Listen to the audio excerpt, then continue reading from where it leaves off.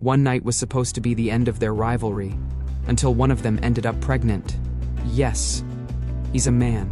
Yes, he's pregnant. And yes, the father is his longtime enemy. From hurling insults in the OR to secretly sharing a bed, they fight, they flinch, and somehow they fall. They've survived jealousy, a coming-out explosion, family drama, and one terrifying heartbeat on the monitor. 60 chapters in, and neither of them has said I love you. My Archrival Got Me Pregnant, Episode 7.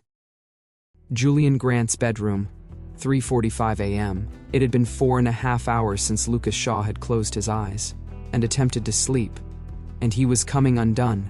Under the cover of a shared blanket, Julian lay with his back to him, hugging his pink bunny plush and sleeping like a baby. Lucas, on the other hand, was stiff with discomfort, his entire back numb. He opened his eyes, hoping to catch a glimpse of the moon and, maybe, calm himself down. Julian usually didn't close the curtains on work nights to avoid oversleeping. His apartment had a great view, mostly unobstructed. Lucas used to love sitting on the floor mattress and gazing out the window. But just as he started to admire the night sky, an inconsiderate little cloud drifted over, inch by inch, and completely smothered the moon.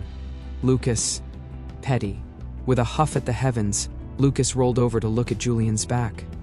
Julian had a habit of curling up under the blanket with his head half buried, a suicidal sleeping position, as Lucas often joked.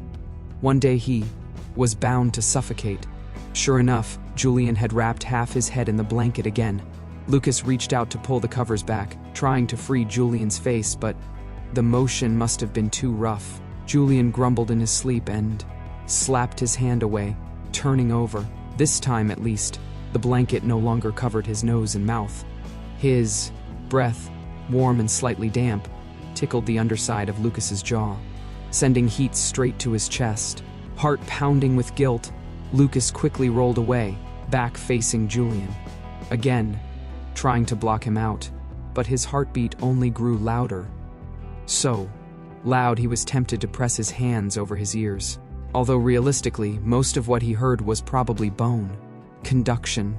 Covering his ears wouldn't help much. But hey, every little bit. Just as Lucas, driven by frustration, finally worked up the nerve to do just that, Julian suddenly moved, as if anticipating it, and hugged him from behind. Lucas froze. Unlike sleeping back to back, being hugged like this meant Julian's entire torso pressed against his back. It was warm, soft, and he could feel it, something gently pressing against his lower back. It was Julian's belly, their child. That realization made Lucas swallow hard, barely perceptible, his brain beginning to overheat. He lay there motionless, as if paralyzed, every nerve ending congregating in his spine, so sensitive that even the tiniest shift sent sparks shooting through his skin. Time stretched endlessly. He didn't know how long had passed. Even the petty cloud had moved on, and the moon returned. Yet Julian still hadn't let go. Lucas's muscles were stiff and aching, his heart a mess. He seriously wondered if Julian didn't loosen his grip soon, he might need to call 911. And just as he finally built up enough mental strength to gently push Julian off, Julian's arm suddenly pulled back. Lucas sighed with relief, only for Julian to place his hand on his arm. Instead, that hand slid slowly up and down his arm, as if searching for something. Before landing on his ear and tugging gently, Lucas was dumbfounded. "Why are your ears so short now?" The sleepy mumble, warm breath brushing against the back of Lucas's neck, made it all click. Julian had mistaken him for the pink bunny plush. No way.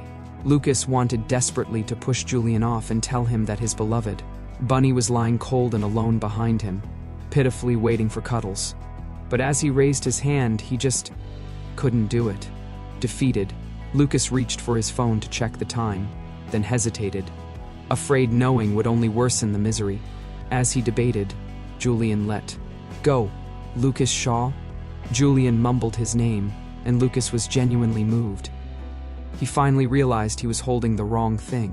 Sure enough, Julian rolled away, found the bunny lying cold and abandoned, and scooped it into his arms.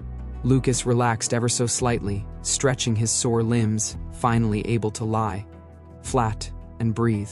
Just as he was about to drift off, Julian spoke again. "Lucas Shaw, are you not up to it?"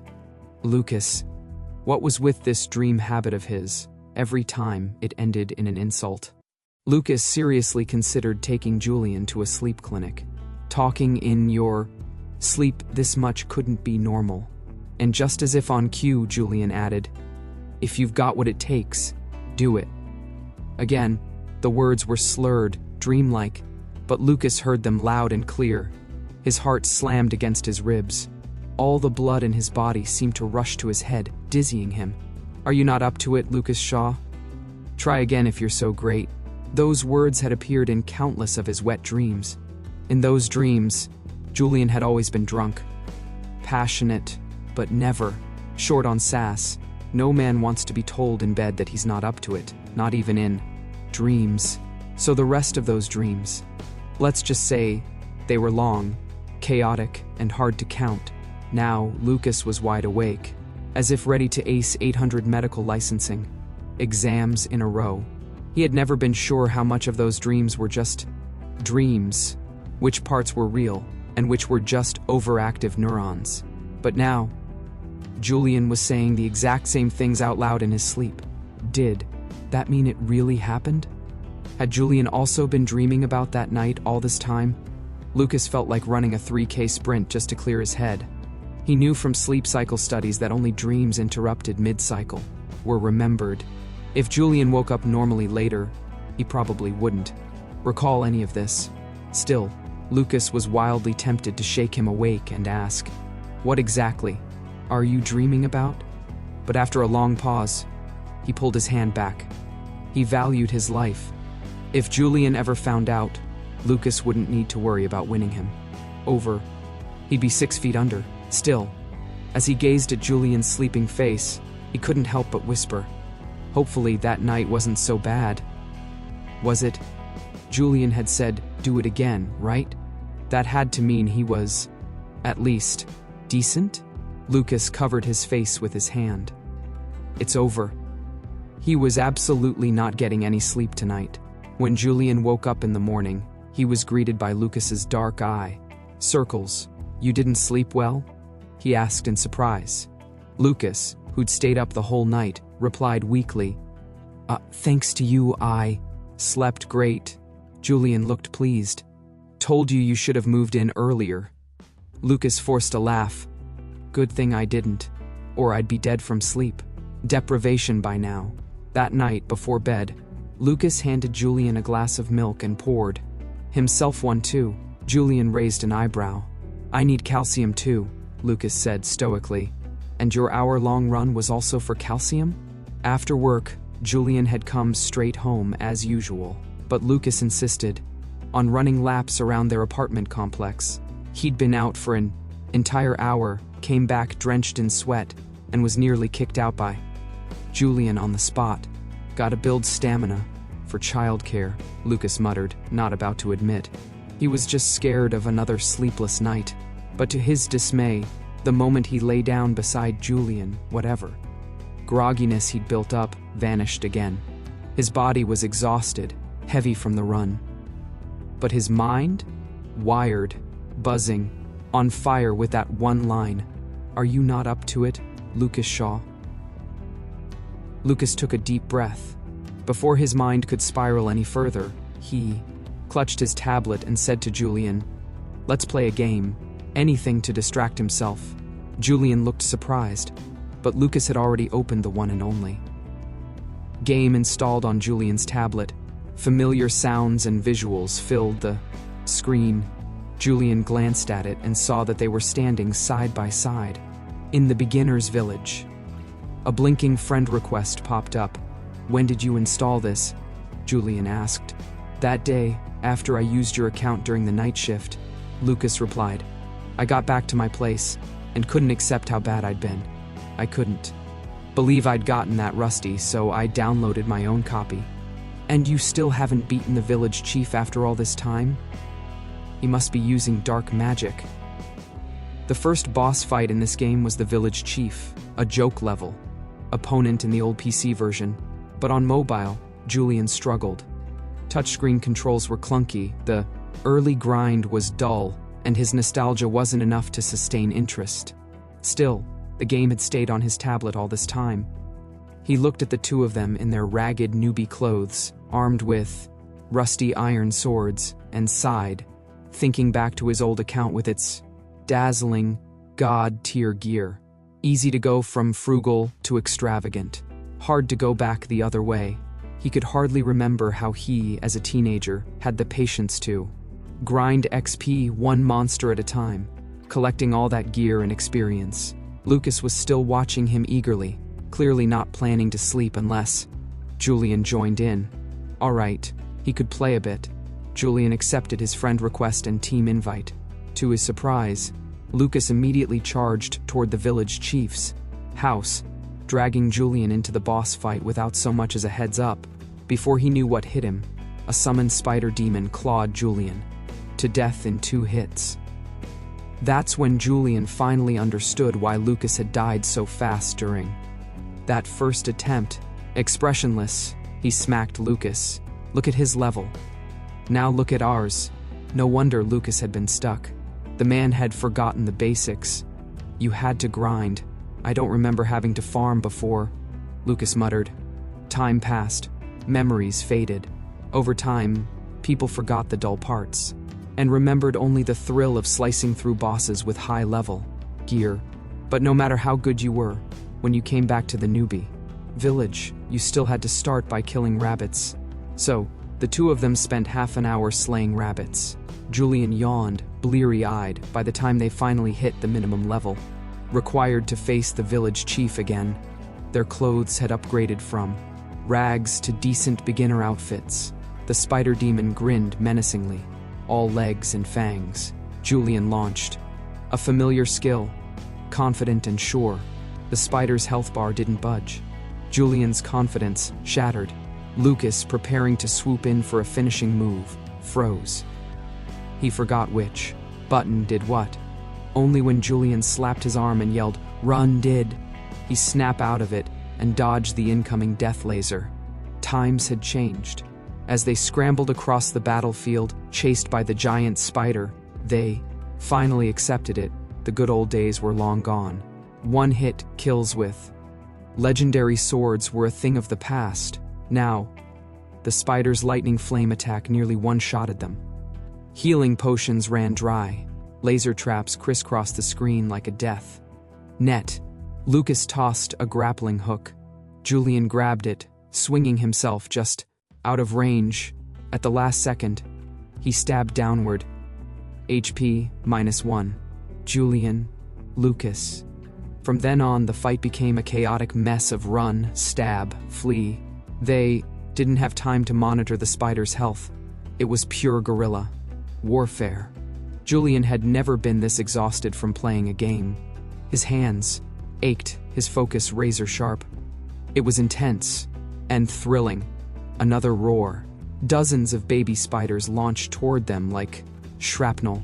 Julian held his breath, dancing through gaps in their formation, while Lucas circled the spider, luring away laser attacks. When Julian was nearly trapped, Lucas spun around and unleashed a skill. That momentarily cleared the path. Julian lunged forward, blade flashing. With a satisfying thunk, his shoddy starter sword pierced the spider's heart. The spider let out one final scream, collapsed, and recalled its minions in defeat. The village chief stepped forward as a peaceful BGM played, their avatars, now wrapped in glowing clouds of golden light. Julian blinked. Wait, did we win? Lucas looked just as dazed. I think we did? The village chief beamed. Congratulations, brave warriors, for graduating from the beginner's zone. Julian. Lucas tossed the tablet aside, held up his hand and shouted, "We actually did it. That was awesome." The build-up had been so long that the sudden victory was all the more euphoric. Julian, flushed and grinning, slapped his hand in return. Adult life was overwhelming. With so much pressure, they'd long forgotten what it felt like to be genuinely happy over a game. For a second, it was like they were teenagers again. Teamwork flawless, spirits high, invincible. And then, a thought hit Julian. If that morning long ago hadn't ended in confrontation, maybe they would have exchanged numbers. Maybe they would have become best friends. That feeling, surviving, fighting side by side, winning together, was electric.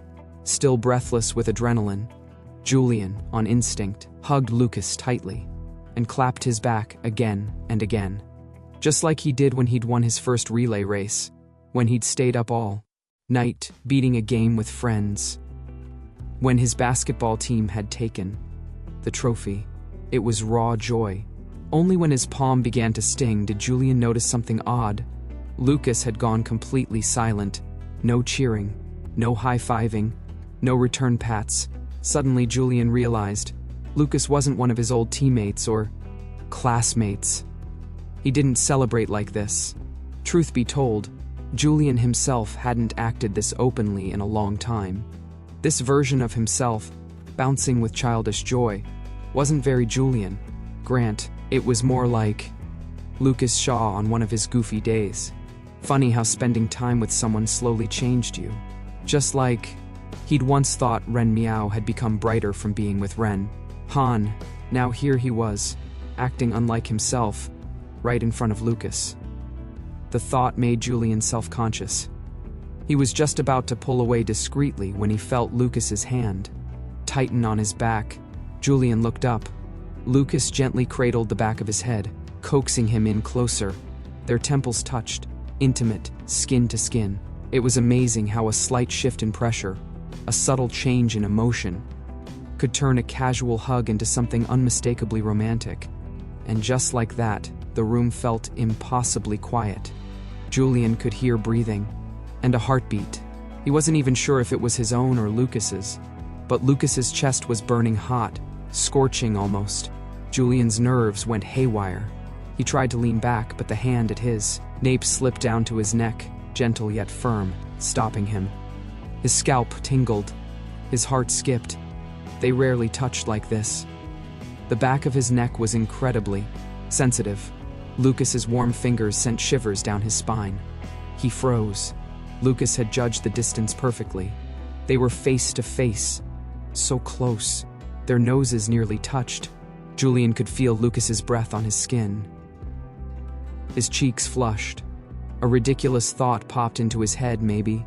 Hugging was better. At least then I didn't have to look him in the eye. Now he couldn't help but see it. The way Lucas stared right at his lips. Julian's brain short-circuited. His emotions turned to static. He started to turn his head away, but Lucas's fingers pressed lightly against his neck again. The touch repeated. His brain swam, oxygen slipping away like he was underwater. He knows I hate being touched there.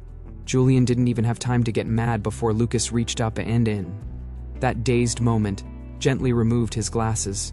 With the lens gone, their eyes locked in sharp focus. Lucas's lashes were long, his eyes soft. A faint smile lingered. He looked like a hibiscus in autumn, warm, subtle, beautiful. Julian licked his lips unconsciously. He suddenly felt thirsty, and then, without warning, Lucas leaned in and kissed him. Warmth, intensity, fire. Julian froze. He couldn't even breathe. He didn't know what Lucas had been thinking during that high five. He didn't know how he himself looked in that moment. But in that instant, this typically reserved man had looked overwhelmed, with joy, his eyes wide open, reflecting the man who adored him.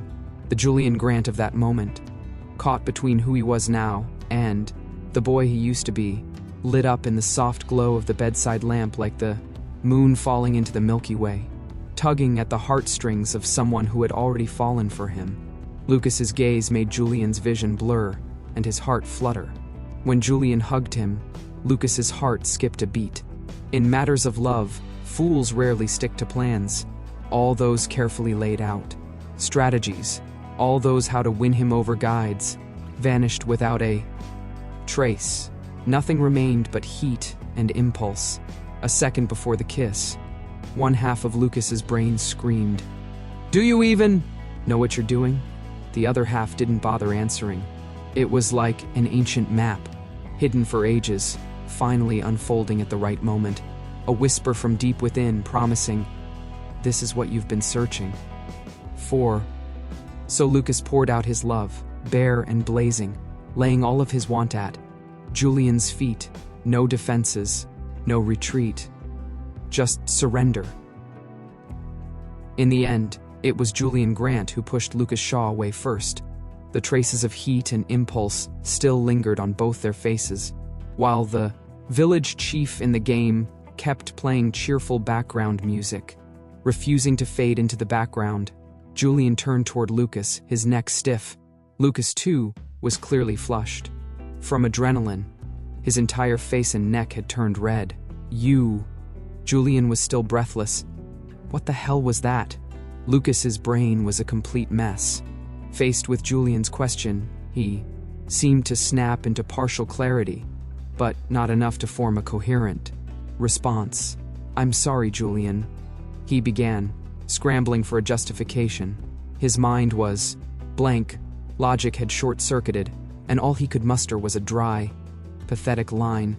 "If I said you had something on your lips and I was trying to wipe it off, would you believe me?" Julian. The silence in the room thickened like fog. Julian suddenly found it hard to breathe. He shoved the tablet off his lap, stood up abruptly, and muttered, "I'm going to the bathroom," before fleeing the room without looking back. He stood in front of the sink, splashing cold water on his face over and over, but it did nothing to calm his racing heart. It had already been pounding from the adrenaline of beating the village chief, but after that kiss, his heart felt like it had tripled its RPMs, ramming against his rib cage, threatening to explode. There was no way Julian believed that ridiculous excuse Lucas gave. Just because he'd never dated didn't mean he was clueless. He knew exactly what a kiss meant, especially a slow, lingering one like that. Lucas hadn't been drunk, he'd been perfectly sober, which could only mean one thing: Lucas liked him. Julian realized it in a single, undeniable flash. His mind was chaos. He leaned against the cold bathroom wall, but it felt like a fire was lit inside him that no surface could cool. He couldn't make sense of anything he was thinking, only that some part of him felt happy. And it wasn't just the revelation that his former rival liked him. There was something more. His body felt hot. His lips tingled. His brain, a soup of short-circuited neurons, was nothing but unfiltered static. He needed an outlet, some kind of release.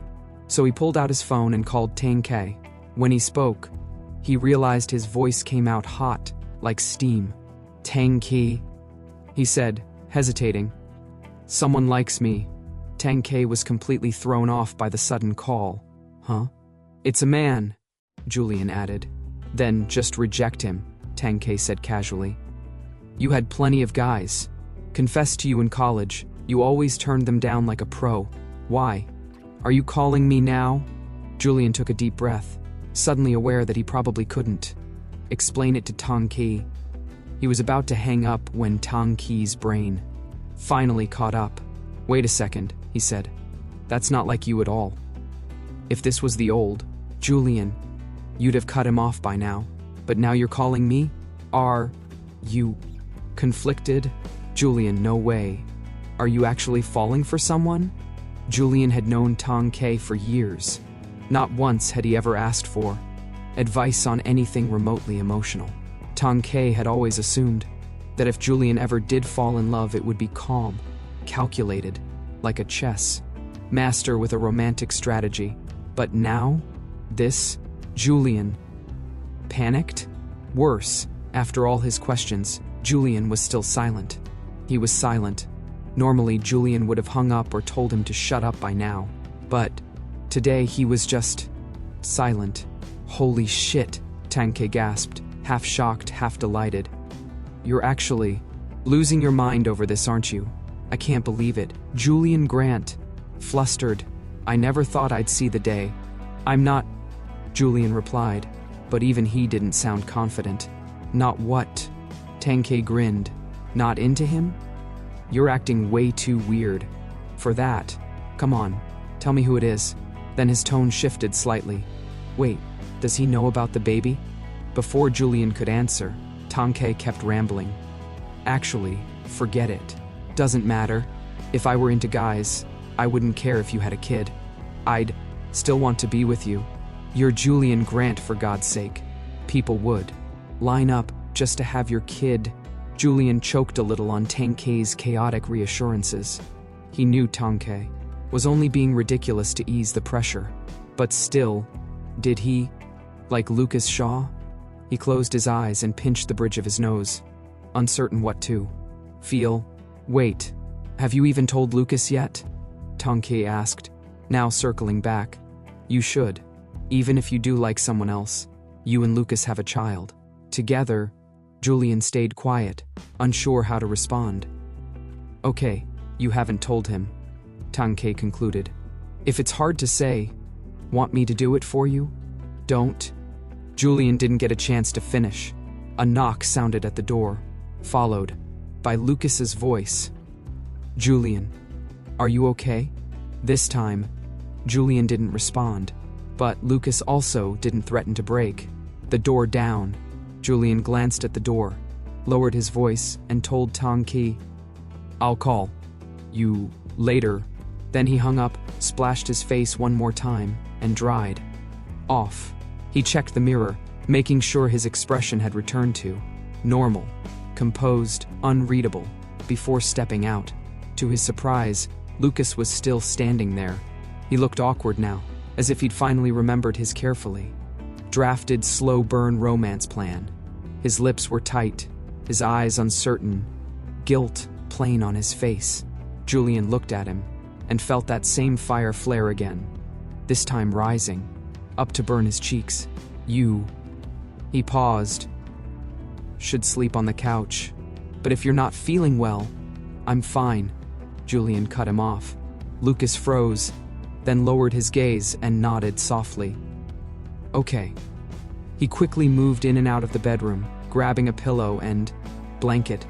Then he said quietly, "Sleep well." "Yeah, thanks." Julian nodded absently, barely aware of his own words. He drifted back to bed, his steps unsteady. The sheets were still warm. From where they'd sat, 2 sunken impressions marked the spot. He smoothed the bedding with his hand, climbed under the covers, and lay there for a long time. Then slowly, he brought a hand to his lips. Lucas, it turned out, was a damn good kisser. Far better than Julian had expected. Not aggressive, not forceful, just disarmingly tender. Even when he bit Julian's lip, it had been so light, so considerate, giving him time to react. Every touch was slow, deliberate, and full of affection. His scent was warm, threaded through the moment, wrapping Julian in a quiet intimacy. It didn't feel like possession. It felt like temptation, the soft kind, the dangerous kind, the kind Julian couldn't seem to resist. Realizing he was actually remembering the kiss, Julian jerked his hand away like it had been burned. Then he slapped off the lamp, rolled over, and pressed his fingers to his temple. His head was pounding. The night dragged on. After Lucas Shaw's bout of insomnia, Julian Grant finally had his turn. When they met in the bathroom the next morning, they both caught sight of identical dark circles under each other's eyes. "You..." Lucas searched for something to say. "Didn't sleep well last night?" "I slept fine," Julian replied, glancing at the toothbrush with paste already squeezed and the glass of water prepared for him. His expression was unreadable. "After breakfast, let me drive you to work," Lucas offered, arms crossed, leaning against the doorframe and watching him brush his teeth through the mirror. "No need. We used to drive separate cars, but take the same route. It's really a waste of gas," Lucas added, trying to sound logical. "Besides, the country's promoting energy conservation. Julian spat out the toothpaste and rinsed his mouth. Lucas's eyes drifted to Julian's belly. The baby's getting heavier. Driving must be tiring for you. Julian looked up at the mirror, catching Lucas's gaze for a brief moment. There was still a drop of water on Julian's lip. Lucas's eyes flicked over it, briefly, but Julian noticed. He pressed his lips together and wiped them with a tissue. Even when he sat down at the table, his heart was still burning faintly. "I got your favorite, pan-fried buns," Lucas said. "And the milk's mixed with honey. Want to try?" Julian picked one up, dipped it in chili sauce, and took a bite. But his tongue felt numb, like he couldn't taste a thing. After a pause, he said, "Thanks." Lucas blinked. Then he placed another one in Julian's bowl. "When you don't need to be polite with me." Julian shook his head and put down his chopsticks. "That's all you're eating?" Lucas asked. Julian glanced at the golden, crispy buns and replied, "Not hungry." "All right," Lucas said. "I went to the store yesterday and bought some cookies and bread. I'll leave them in the office. Eat them if you get hungry." Later, he tidied up the dishes, spinning the car keys in his hand. "Let's go." In the end, Julian still took Lucas's car to the hospital. Last night's abrupt and unexpected kiss was like a forbidden topic. Neither of them mentioned it again, but an unspoken, awkward tension hovered between them, heavy with uncertainty and confusion. Julian's mind was a mess. He'd thought all night but couldn't make sense of any of it. In fact, the more he thought, the more tangled things became. There was a flicker of longing inside him, an impulse he couldn't quite name, but it felt locked behind countless barriers, hidden in the dark. He sighed, forced himself to focus, and headed toward the OR. Fortunately, Lucas was scheduled for clinic duty that day. Julian stayed in surgery until 5 o'clock and didn't run into him once. Because of the strain pregnancy had put on his body, he'd already scaled back his surgical workload. His last procedure was supposed to wrap up a little after 4 p.m., but just as he was preparing to rest, a patient with placental abruption was rushed in from the delivery room. Placental abruption was dangerous and fast progressing. A single mistake could lead to massive hemorrhage, fetal distress, or even cost both lives. Julian didn't even have time to drink water before heading back into the OR. Thankfully, the issue was caught early. The detachment wasn't severe. The baby was delivered safely, and the mother's vitals stabilized. As they finished up, Julian did his usual post-cesarean exam of the patient's ovaries.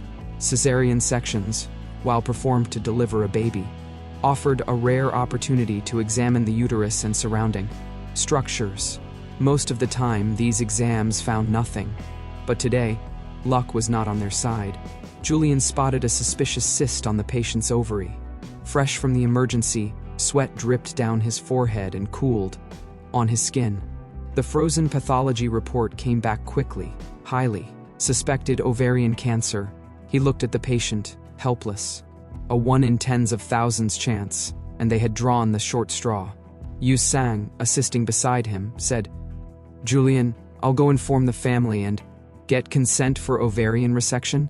With a large abdominal incision already made, it would be best to handle everything in one go rather than subject the patient to another surgery."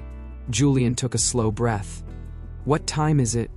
5:30, Yu Sang replied. He looked up and noticed Julian's pale, sweaty forehead. "You okay?" Julian hadn't slept all night. His energy was depleting fast. The weight of the baby, usually bearable, now felt like a sack of bricks. His pelvis ached, his legs weak. 5:30. Lucas should have just finished his clinic hours. After a pause, Julian turned to the circulating nurse. "Call Lucas Shaw. Tell him to get here in 10 minutes. He didn't want to give in, especially not now, not when things between them were so confusing. But the patient was still on the table. Ovarian cancer surgery was delicate. He couldn't afford a single mistake. Lucas arrived at the 10-minute mark, scrubbed in, a light sheen of sweat still on his forehead. His eyes scanned the room as if searching for someone, stopping only when they landed on Julian. Julian gave him a subtle nod, then began briefing him on the case. Just then, Yusang returned with the signed surgical consent form. Julian stepped out of the sterile zone, and a nurse helped Lucas don his gown. "Assist Dr. Shaw with the surgery," Julian instructed. Then found a chair to sit down. With all the nurses and doctors watching, Lucas didn't say much. He simply turned to the nurse and asked for a bottle of glucose solution. The bottle was handed to Julian, who sat in the corner of the OR head, resting against the wall. He looked utterly drained. Even holding the bottle took effort. The baby's growing weight pressed down on his spine and pelvis, a constant dull ache like a blunt knife. Julian took off his mask and slowly sipped the glucose. Bit by bit, some strength returned. He set the empty bottle down and leaned his head on, one hand, eyes drifting toward Lucas, hoping for a distraction. It wasn't the first time he'd watched Lucas operate. They were trained under the same mentor and had worked together for years. Even when they didn't get along, professional courtesy always remained. Julian had watched countless recordings and live surgeries performed by Lucas. He knew Lucas's technique, nodding style, and habits by heart. But this was the first time his attention wasn't on the surgery itself. It was on Lucas. The OR was quiet, just the hum of machines. Lucas's face was mostly hidden behind a surgical mask, but his eyes were focused, unwavering. In his hand, the silver scalpel moved steadily, precisely. Julian realized Lucas was handsome, long legs, sharp nose, defined brows. Even with half his face covered, the curve of his jaw was striking, distinctive. Maybe it was the rivalry. Maybe it was the fact that Julian was a bit face blind, but he'd never really noticed before, never looked closely. Now he found himself unable to look away. It felt like rediscovering a song you'd heard for years without ever knowing the name, until one day, in just the right mood, it finally hit. Different. Suddenly he realized, Lucas looks really good in surgery, and not just his skills. The man himself, the calm, confident energy he exuded. It was captivating. Maybe it was in a man's DNA, this drive to recognize and admire another man's skill, even if he was your rival. Normally, acknowledging a peer's brilliance was hard. Like two sword masters, both top of their class, who wanted to admit the other's blade gleamed brighter. But right now no one was asking, and Julian still felt it. His heart was beating a little faster. He didn't notice how long he stared. Even his pain faded, unnoticed. When the surgery ended, the team filed out. Lucas cleaned up and walked over. "Didn't mean to keep you waiting." Julian shook his head. He hadn't been waiting, just recovering. "Let me treat you to dinner," he offered. "Thanks for helping. Let me treat you instead," Lucas said, his voice now softened. "You didn't sleep last night, right? I owe you an apology." He gently helped Julian stand. His hand was firm but light, comforting, not overbearing. Somehow, it made Julian feel steadier. "I don't want to eat at Xianju," Julian muttered. He was tired of bland, healthy meals that barely had flavor. "Then we'll go somewhere else." Lucas smiled and drove them through winding alleys until they stopped at a small shop tucked at the end of a lane. Hotpot. "Want some?" Lucas asked. "This place is legit. The owner's from B City. You'll like it." They stepped inside, and the owner greeted him cheerfully. "Dr. Shaw, the usual? No combo broth?" Locals from B City were known for their spicy taste.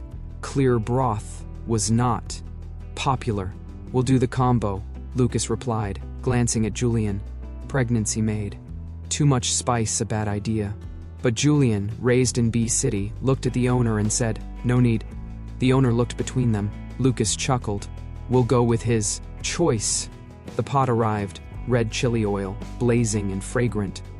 Lucas handled the cooking, dunking slices of beef and tripe into the bubbling broth, scooping them into Julian's bowl. It had been a long time since Julian had Hotpot. The indulgence left his lips tingling red, flushed with satisfied heat. "Want some brown sugar rice cakes?" Lucas asked.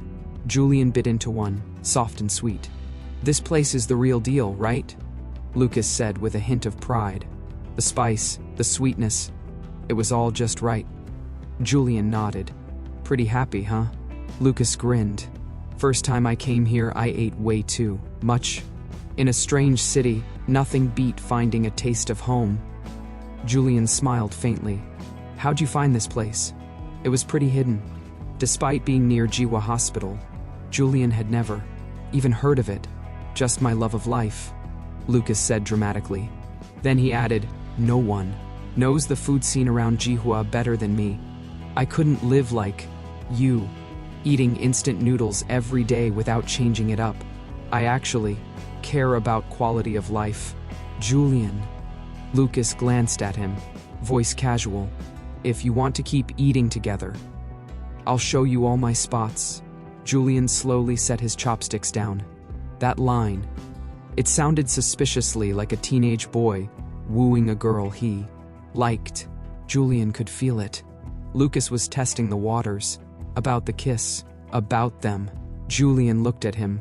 Lucas's face gave little away, but if you looked closely, he kept fishing the same potato slice out of the pot only to toss it back in. He was nervous. Julian pressed his lips together, ran through everything he'd thought about last night, picked out the most important part, and said, "I'm glad I met you." Lucas Shaw, who'd been waiting so long for a response, immediately cut in. "Wait, Julian." He finally let that poor potato go, setting down the ladle and turning to Julian. "If you're about to give me the 'you're a good guy' speech, don't bother." Julian went quiet again and took another bite of brown sugar rice cake. "You're serious?" Lucas looked baffled. "You're really just not gonna say anything?" Julian didn't respond. Lucas tapped his fingers on his phone absent-mindedly. Then, after a long silence, set it down, took a sip of water, exhaled slowly, and said, "I really like you, Julian." "I know," Julian said. "I want to be with you. For real." Julian stirred the translucent jelly in his dessert bowl. Lucas ran headfirst into Julian's emotional wall and couldn't help but ask, "Julian, do you like me?" It was a bit pitiful to ask that under these circumstances. Predictably, this time, Julian didn't even offer a. After a long pause, Lucas sighed. "Then, what are you thinking?" Julian glanced at him and then looked away. Too rushed, he thought. Lucas was clearly drunk on dopamine and serotonin, living under the same roof, sharing intimate moments. It was easy to feel drawn in, to mistake it for something more, easy to believe in emotional sparks, in fleeting intimacy. But Julian couldn't afford to lose his head. He had a child growing inside him. Before asking himself whether he liked Lucas, he had to consider what starting something would mean. The risks, the responsibilities. He'd spent the entire night thinking, and came to one conclusion. Lucas hadn't really thought this through. Impulses weren't love. A fleeting crush didn't necessarily grow into lasting affection. Yes, Julian had almost given in, had nearly said, "Maybe we could try," but what then? They weren't teenagers, letting hormones steer them into flings with no consequences. This wasn't about crushes that fizzled out harmlessly. They were co-workers, sharing the same department, bumping into each other every day, and between them stood a child. A fragile relationship would be the most volatile factor of all.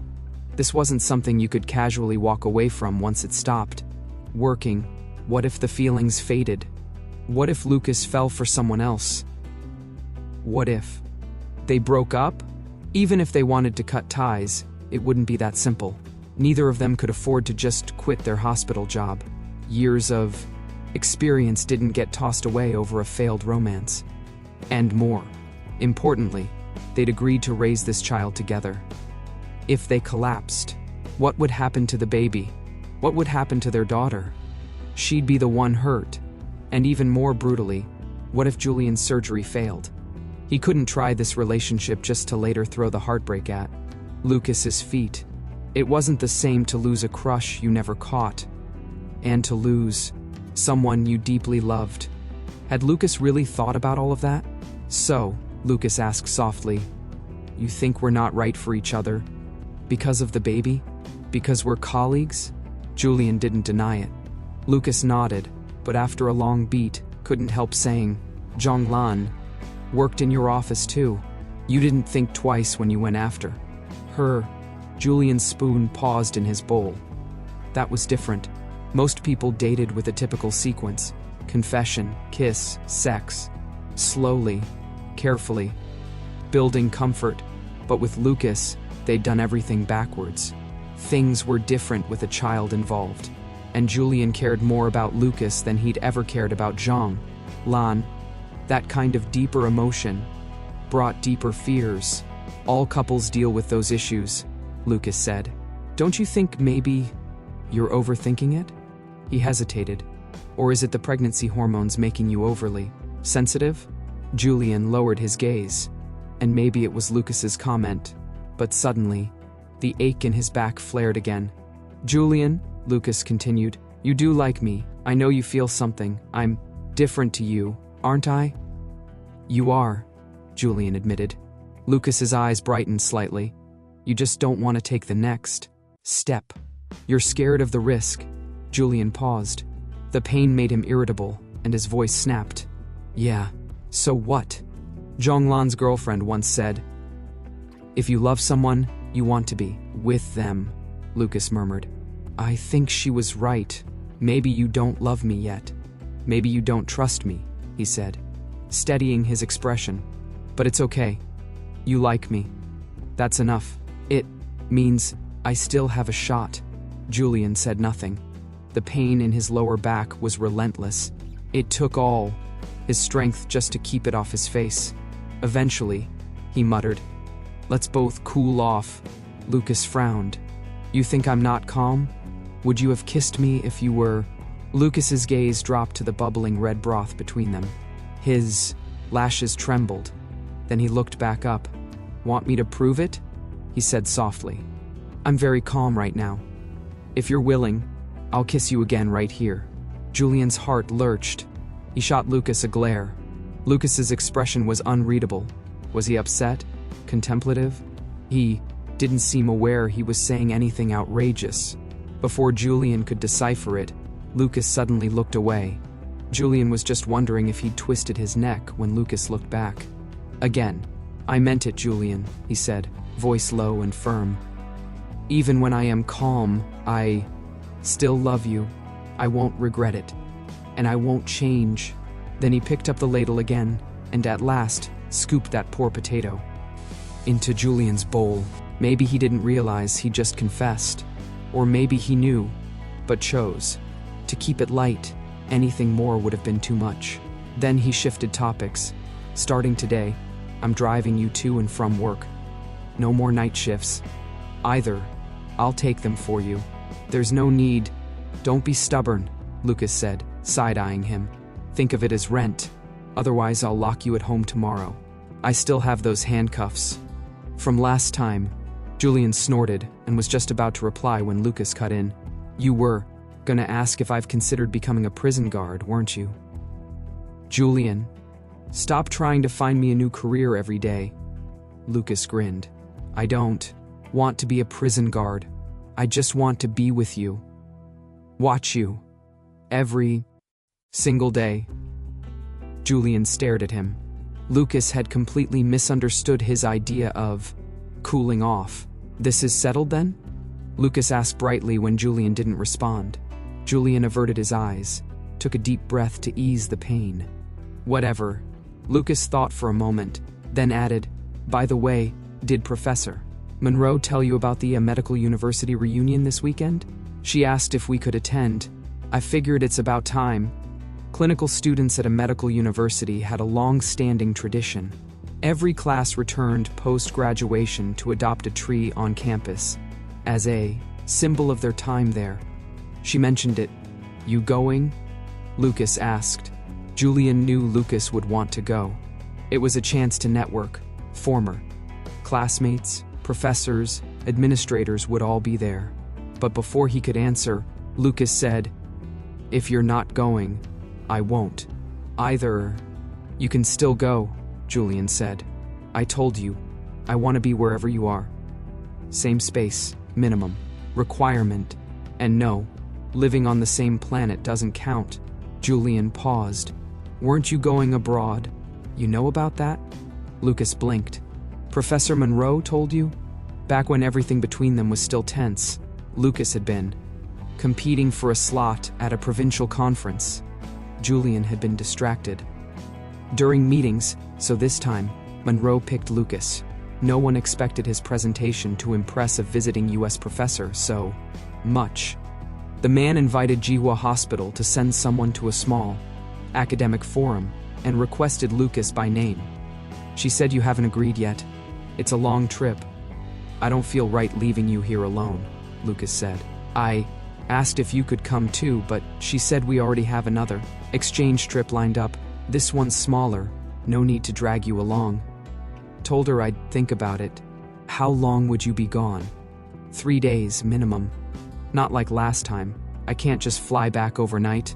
Julian pressed his lips together. "You should go." Lucas fell silent for a moment. "So, you don't really want to see me right now, huh?" When Julian didn't answer, Lucas nodded. "Got it.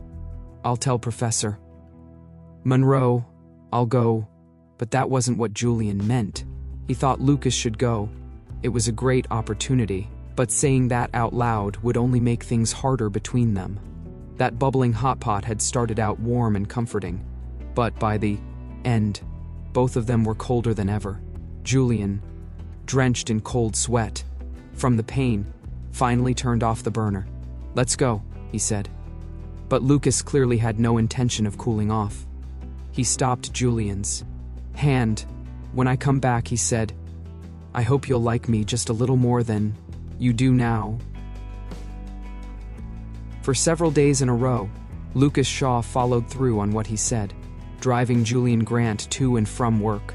Without night shifts, Julian's mental state noticeably improved, and the sleep that had been wrecked by Lucas's unpredictable presence finally began to settle into something peaceful. At the same time, Julian was also coming to terms with something he couldn't deny. The common pregnancy symptom of pelvic and sacral pain had stuck to him like stubborn chewing gum. He knew this kind of pain was just like migraines. Hard to treat almost. Impossible to cure. Even on the rare days when rest helped a little, it always came back a few days later. Julian had diagnosed many of his patients with similar symptoms. It was just so common, persistent, dull pain that wasn't life-threatening. Doctors rarely gave it serious attention, usually just offering a generic "make sure you rest." But when Julian had to deal with it himself, he finally understood how excruciating routine pain could be. Strangely though, he found that when Lucas was quietly nearby, the pain would often ease up just a little. After that hot pot dinner, Lucas never brought up their feelings again. He didn't press to define their relationship, and, at most occasionally, dropped a playful line or two. He seemed genuinely calmer, which gave Julian some relief. But alongside that relief came a flicker of something else. Something that looked suspiciously like disappointment. Like now, when Lucas parked in a corner of a medical university's campus and told him, "You go ahead, I'll wait 10 minutes so no one thinks we came together." Julian stepped out, pulling his coat tighter around him to cover the changes in his body. He knew Lucas was trying to be considerate, but honestly, he hadn't planned to hide anything from their classmates. Things between them were a lot more relaxed now. The school was decked out in red banners. Under the clear blue sky, they looked especially festive. As Julian entered the event hall, Tankei spotted him immediately. He glanced around, lowered his voice, and asked, Lucas didn't come? He wouldn't dare if Julian's here. A buzz-cut man cut in, clapping Tang. Key on the back, then swinging at Julian, only for Julian to dodge, causing the man to awkwardly slap his own leg. Were you eavesdropping, Wang Jun? Tang Ke grumbled. We used to share a dorm. You think I haven't heard all your secrets? Wang Jun said breezily. What?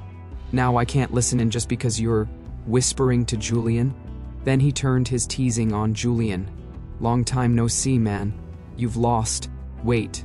Lucas stress you out again? He winked. So, who's winning? These days? Got a final score yet? Tang Ke, already bracing for chaos, quickly changed the subject. Come on, we're all finally back together. Do we really have to bring up Lucas again? He knew this kind of teasing was inevitable. Julian and Lucas had always been rivals, and reunions were prime time for reminiscing. But things weren't what they used to be. Their relationship had turned into something tangled and complicated. They had a child together now. Lucas had stuffed a red envelope into Tang Ke's hands with the tone of a man marking his territory. They lived together, and Julian might actually love him. Tang Ke had tried to get more answers out of Julian after that midnight call, but Julian never said another word. In Tang Ke's mind, Julian's once pristine, drama-free romantic record was now in tatters. The man had become a walking soap opera. It's just curiosity, Wang Jun said innocently, steering them into the crowd while passing out snacks and pointing out the tree their class had chosen to adopt. Many of their former professors were also present, and their classmates, now all accomplished doctors, stood in clusters, confidently discussing salary levels in a city or speculating on medical trends. Inevitably, the conversation turned nostalgic. And what better way to relive old memories than bringing up the eternal duel between Julian and Lucas? Someone even brought up the case from the US, the man who had carried a child. Julian. One guy in a checkered shirt asked, "You work in OBGYN? Ever seen anything like that?" It set off a storm of curiosity. Julian, as always, was the academic star. People leaned in, waiting to hear what he'd say. Julian never liked these situations. In fact, when he'd told Lucas he planned to attend the reunion, he'd surprised even himself. He'd told himself to keep a cool head, but sometimes he still acted on impulse. Tang Ke noticed the tension and stepped in smoothly. Even if he had, it'd be confidential. You think he'd spill before the paper's published? The man, Gecheng, grinned. Oh, come on, Julian. It's not like we're Lucas. We're not trying to steal your paper. I'm stealing your paper now? A familiar voice interrupted. Lucas had arrived without anyone noticing. He grinned, clearly catching that last line. We were just talking about that case from the US. Gecheng explained. Julian's been all secretive. Long time no see, Lucas. Long time. Lucas replied with his usual, easy smile, smoothly deflecting. I heard you're in administration now. Congrats. Gecheng chuckled. Admin? I just manage some equipment and take on the jobs no one wants. I've got more machines under me than people. Lucas had distracted him perfectly. The awkward topic was forgotten, but not everyone had moved on. Their classmates, still locked into the old Julian versus Lucas rivalry, quickly pulled Julian aside, guiding him far from Lucas, like they were separating sparring fighters. Julian even heard someone mutter, "It's the school's anniversary. No bloodshed today, please." He looked across the room.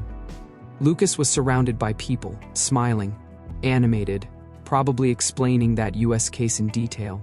Just as Julian started to look away, Lucas glanced up and caught his gaze. Across the sea of concerned classmates, their eyes locked. It was unexpectedly complicated. Then Gecheng approached. Our class monitor had an emergency and can't make it. The teacher in charge of the tree adoption ceremony wants the top student to do the plaque honors. Problem was, their class had 2 top students. Let Lucas do it, Julian said. But Gecheng hesitated. He said he wants you to do it. Wang Jun, listening in, immediately chimed in. Let them both go. Why, should Julian always defer? What if Lucas knew you'd say that and beat you to the punch? Come on, Julian. Where's your competitive spirit? But having them go together. Gecheng looked uneasy, maybe for other classmates. That'd be cute. But these two? He wasn't so sure. Julian honestly didn't care.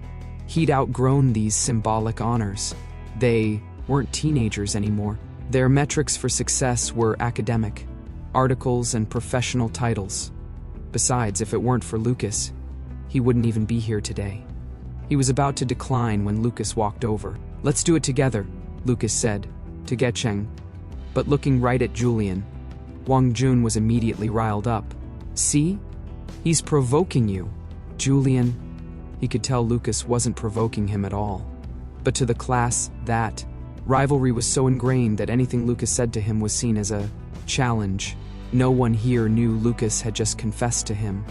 No one knew about the child. Julian looked away and said, Sure, let's do it together. Earlier, Gecheng had just pointed to a map. Now, following a faculty member through campus, they arrived at their class's chosen tree. It was a hibiscus behind the teaching building. In the chill of winter, its branches were bare and skeletal. We originally wanted a pine, Gecheng admitted. Evergreen and all that.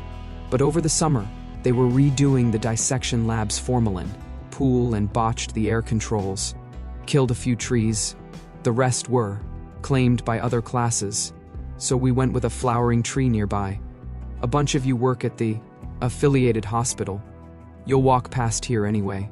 Flowers are pretty, he added, trying to defend the barren branches. It'll look better in spring. Julian instinctively glanced at Lucas. Wrong. Hibiscus doesn't bloom in spring. It blooms in early autumn. He wasn't a botanist. He couldn't name most plants by season. But he remembered this tree. When he first enrolled in university, he'd seen it in full bloom. Deep red. Bold. Like it was setting the campus on fire. He'd been taking photos. Just as he lined up the perfect shot, a tall figure stepped into frame. A boy. Slim. Striking. Standing beneath the flaming hibiscus. Then the boy turned. Met his camera lens. Julian. He'd said. Julian froze. Lucas? So it was that guy from the internet cafe. And just like that, the dreamy floral aesthetic was ruined. He'd lowered his phone, stalked over, and confirmed it. Yes, this was the same arrogant jerk. What are you doing here? Julian had demanded. Lucas fired back. Why can't I be here? What are you photographing? Two kids, fresh off a summer-long grudge match, glaring at each other, under a hibiscus tree. What major? Julian asked. Clinical medicine. 8-year program, Lucas replied. Casual. Julian had scoffed. He's studying medicine? Lucas had grinned, already thinking, now I can prove I'm better. But Julian had cut him off. Fine, Lucas. Since we're in the same major, just so you know, high school was your last first place. Who's scared of who? Lucas retorted. Don't cry when you lose. They'd stormed off to the library in opposite directions, full of fire. Only the hibiscus tree remembered their youth. Now, more than a decade later, they stood under the same tree. Older, less proud, but still tethered by a complicated bond. You know, Lucas said. We first met right under this tree. Julian gave a flat reply. Annoying. Tease. Should have punched you back then. Their banter made Gecheng sweat bullets. Cameras were rolling. Please, don't actually fight. He handed them the plaque, centered with surgical precision between them. Not even a centimeter off. The camera rolled.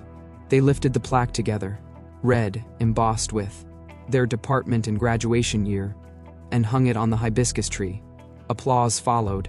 Most of their classmates were beaming with pride. Gecheng clapped too, but only because they hadn't come to blows.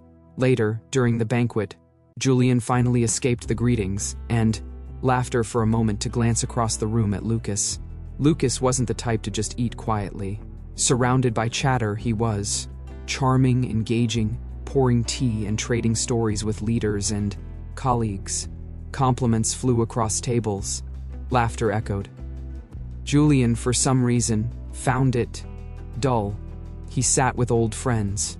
The talk was light, hospital life, patients, the usual, until Huang Bin joined the table. Lucas's networking was easy and graceful. But Huang Bin, overbearing. Within minutes, he was pitching pharmaceutical products. Julian turned away. 1. He hated these settings. 2. He didn't want to speak to Huang Bin, especially not after what he'd done to Yang Rui. Julian looked out the window at the swaying hibiscus. Its red plaque shimmered in the wind.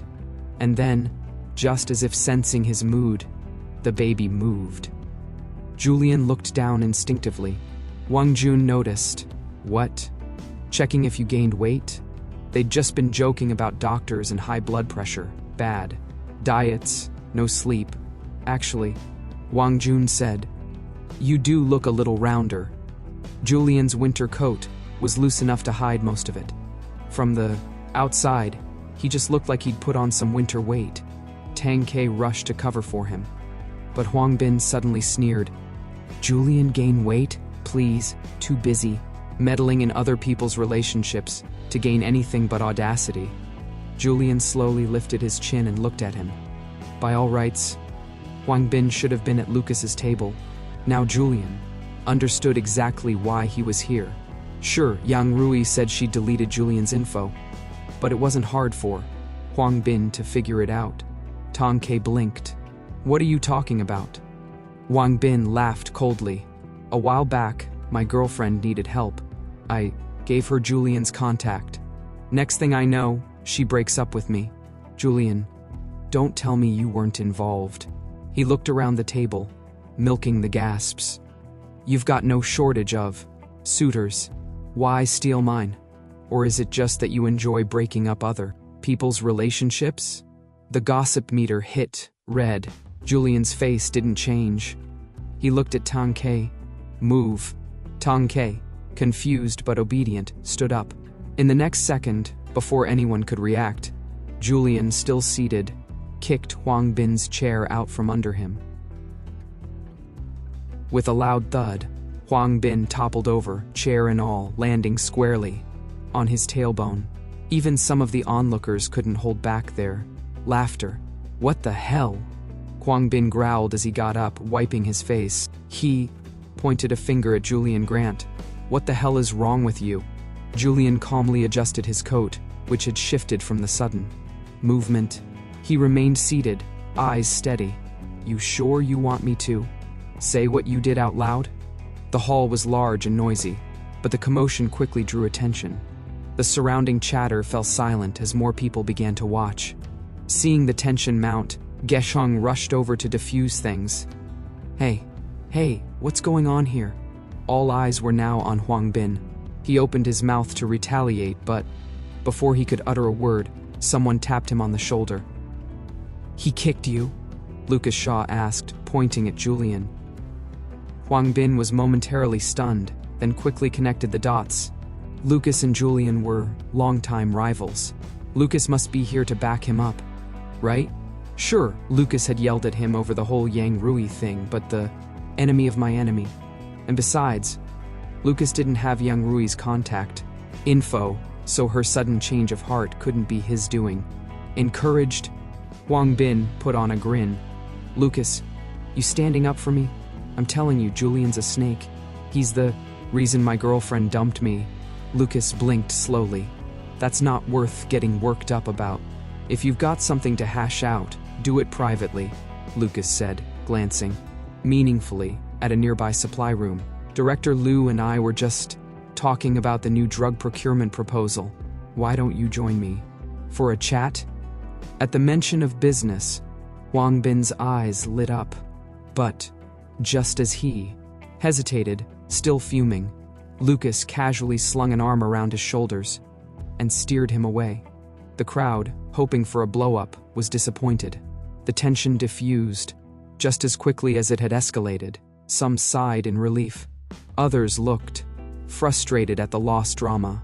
A few tried to get more details from Julian, but Julian had ignored Huang Bin the moment Lucas showed up. Simply continued eating, unbothered. That forced everyone to swallow their curiosity and settle back into murmurs. Julian stealing someone's girlfriend? That doesn't sound right. Still, Lucas swooping in to talk business with Huang Bin right after? That's cold. Aren't they co-workers now? They've hated each other since school. Some things never change. Undermining each other is just what they do. Didn't Zhang Cheng also join OBGYN at Jihua? He said they've been at each other's throats even more since starting work. There was even a rumor they fought over a girl. I don't buy it. They're too busy competing to even notice anyone else. Julian heard every word.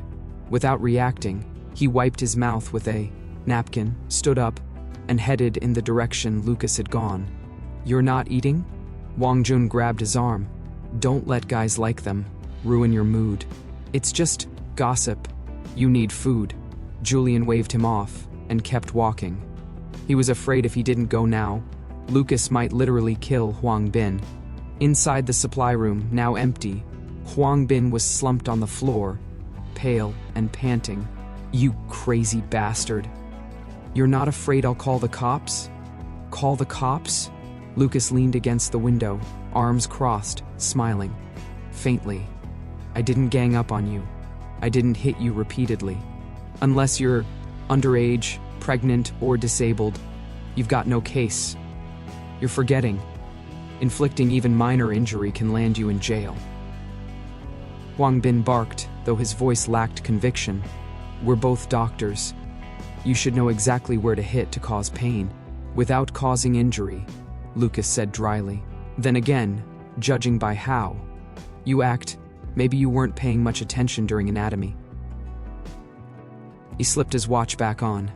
If you're really feeling brave, go file a report. If what I did counts as minor injury, I'll shred my medical license. Myself, you... Huang Bin. Lucas suddenly crouched down to meet his eyes. Light spilled in through the window, casting a long shadow behind him. I want a public retraction in the class group chat by tonight, and if you spread rumors about Julian again. His smile chilled the room. You know what I can do. Your company has plenty of reps. You're not special, Lucas said calmly. I'll contact every client you have one by one until you're out of this business. At that moment, the door swung open, and the last part of Lucas's threat landed directly in Julian's ears. Lucas Shaw. Julian stormed in, face thunderous. He grabbed Lucas by the collar and yanked him upright. All that sharp energy Lucas had shown evaporated. He scrambled to stand straight, flustered. Hey, you're here. Did you eat enough? Ow. Hey, careful, my arm. Julian didn't answer. He dragged Lucas straight through the event hall. The same classmates who'd been whispering now watched, wide-eyed. Is this a fight? Doesn't look like a fight. Julian looks pissed. But Lucas is soothing him. No, seriously, he's apologizing. I heard him. Am I hallucinating? Weren't we just saying they hated each other? When did they get handsy? The third-place student, the longtime victim of their academic upmanship, took a sip of tea and murmured, I was joking when I shipped them. Did I actually manifest it? The moment they reached the parking lot, Julian shoved Lucas into the car, slammed the door, and snapped, Do you even care about your career? You think you're the only one who knows how to record conversations? If Huang Bin caught that line just now, he could report you for abuse of power. Jihua OBGYN's deputy director threatening a pharma rep? You trying to make the front page of every paper in the country? Julian, please, calm down, Lucas said quickly, trying to soothe him. I messed up, okay? I'll keep my mouth shut next time. He pissed me off. I couldn't help it. Julian rubbed his temples. This is what you call staying calm? I'm sorry, really, Lucas said. I'll print out the word calm and stick it on my forehead, or my office door, or both. Julian, I swear I won't do it again. Lucas gently reached for his hand. Don't let someone like him ruin your day. Anger's bad for your health. Julian studied him for a long moment, then looked away. Lucas began pressing down gently on his knuckles, one by one. Julian, he said softly, don't be mad, okay? Fine. Really? Lucas asked, eyes brightening. Not mad anymore? Julian turned his face away. Wang Bin probably didn't react fast enough to record it. People rarely did in heated moments. And with how early Julian had cut in, even if there was a recording, it probably wouldn't hold up. Still, Julian hated that Lucas had thrown himself into such a risky situation for him. Lucas's eyes lit up. Wait, was that a compliment? I don't want to talk to you anymore. But hey, Lucas continued, you know what this was really about? Wang Bin probably saw that recording you sent and lost his mind. Julian was quiet for a moment, then explained everything. Yang Rui Sao, Xuan, the whole story. Lucas let out a low whistle. Wow. Small world. Then something clicked. Wait. So that day, when you were eating with Miss Cao, Yang Rui was there too? And you were smiling because she was, okay? Julian blinked. I smiled at Miss Cao. You smiled? Lucas winced. Too late. Julian narrowed his eyes. You were spying on me? Lucas stumbled, then finally nodded in defeat. You drove after drinking? Lucas panicked. No, I drank after I got home. Julian relaxed slightly, until his mind assembled the whole picture. Lucas had followed him to the restaurant, sat there stewing, and then gone. Home and drunk himself sick. Suddenly, everything from that night made sense. Don't look at me like that, Lucas mumbled, embarrassed. I thought you two were hitting it off. I got jealous. Julian sighed. First Yu Xin, now Sao Xuan. How many times are you going to misread the situation? Lucas, completely missing the sarcasm, replied proudly. I've got people lining up to date me. You think I'd chase someone else's girlfriend? Come on. Julian laughed despite himself. Confident, aren't you? Lucas didn't smile. He looked Julian straight in the eye. I like you. I just don't want to see you getting close to someone else. But of course, he added quickly, I'm not trying to control you. Julian turned away again, lips pressed together. After a pause, he changed the subject. When's your flight? Lucas blinked. The excitement from earlier deflated instantly. Julian was clearly hinting, leave soon. Day after tomorrow. Is the hospital sending a car? If not, I can swap shifts and drive you, Julian offered. They are, Lucas replied. Zhangcheng and I are going together. Julian nodded. There was nothing else to say. The car went quiet. Lucas, glancing at Julian's expression, sensed the shift. But just as he was about to sink deeper into disappointment, Julian said, Come back soon. Lucas's face lit up. Can I hug you before I go? He asked. Without waiting for an answer, he leaned in, knowing Julian wouldn't push him away. They were both wearing thick coats. Even pressed together there was still some space between them. Julian's eyes landed on Lucas's back. He smelled faintly of antiseptic, a mix of hospital and ethanol, and something softer, almost gentle, a scent that stirred something inside him. Smell could evoke memory faster than sound, and something about that scent brought up feelings Julian hadn't expected. His heart raced. He stepped back. I feel carsick. We haven't even started the engine. Julian avoided his eyes. I get carsick even when we're parked. Right, Lucas said, rolling down the window. Get some air. Julian leaned toward the window. Cold wind hit his face, and the scent that had overwhelmed him slowly faded. That kiss, he realized, had been a Pandora's box. Since that day, Everything he used to overlook. He noticed. Every habit, every breath, every glance. Lucas's voice, his scent, his laugh. Even in a crowded room, Julian could hear Lucas's voice cut through the noise. It was strange. He pressed a hand to his stomach. Stay calm, Julian. You're the one who told him to calm down. You can't be the one losing your mind. Conference room, a medical university. Julian Grant arrived just as the session was starting. Sang turned and blinked in surprise. Julian, you came too? Because Lucas Shaw had been invited to present at a private academic forum hosted by a top global expert. The OB/GYN department at Jihua received a private livestream link to observe the session. Don't compare Julian to yourself, Zhonglan teased from beside him. It's not just Lucas. There are plenty of heavyweights presenting. Why?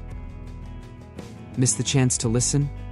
Julian didn't say that the real reason he was here was because Lucas had spammed him with messages before he left, begging, guilt-tripping, and melodramatically threatening heartbreak if Julian didn't watch his presentation.